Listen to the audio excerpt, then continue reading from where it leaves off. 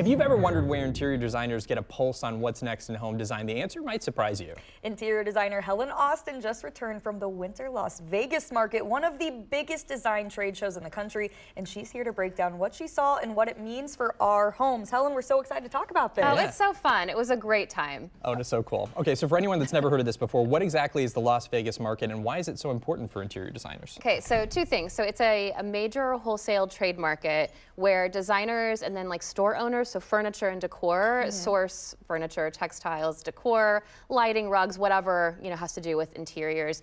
We go to trade markets like this and get to touch, feel, sit, feel what it actually looks like in person instead of, which I do a lot of ordering where I actually don't ever see it in person, or they're custom. So it's really just like doesn't exist. Oh yeah. So this is a really great opportunity to kind of experience what you might actually be choosing to give to a client or provide in your store. Second, it's where we see trends. And of course, trends don't matter. Trends don't matter. That is what we've learned from you. It's very important.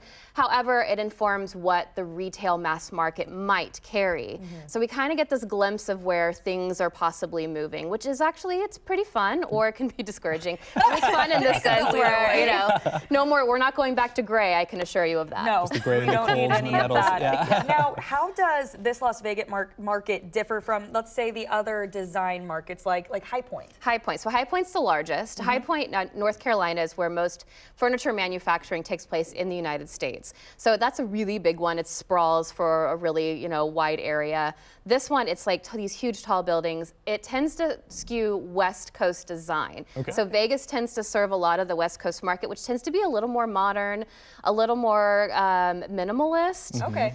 And so it's different. In High Point, you're going to probably see both, but you're going to see a heavy traditional, a lot of patterns, a lot of like the old school kind of style. Yeah, it gives you a little bit more options than just that. Yeah. So what was that? You said no gray. what was the biggest overall design shift that you noticed while you were there? Okay, so this was West Coast. So what I was expecting was a lot of the stark minimal, kind of look, and I'm seeing both. So seeing a really good representation of both options now, and the fact that they're marketing and bringing that into the West Coast market says a lot. So you're seeing pattern. You're seeing very traditional kind of pieces that look like antiques. Cool. And then you're seeing the really stark, minimal kind of looks as well, which is exciting. It means things are more personal now. It's more of an emotional mood. Interiors, function is first, and then we add that mood on top. So now it's kind of designed as for anyone, and anyone kind of wanting to do what they want to do, instead of being like, what's trendy? What is my neighbor doing? What am I supposed to do?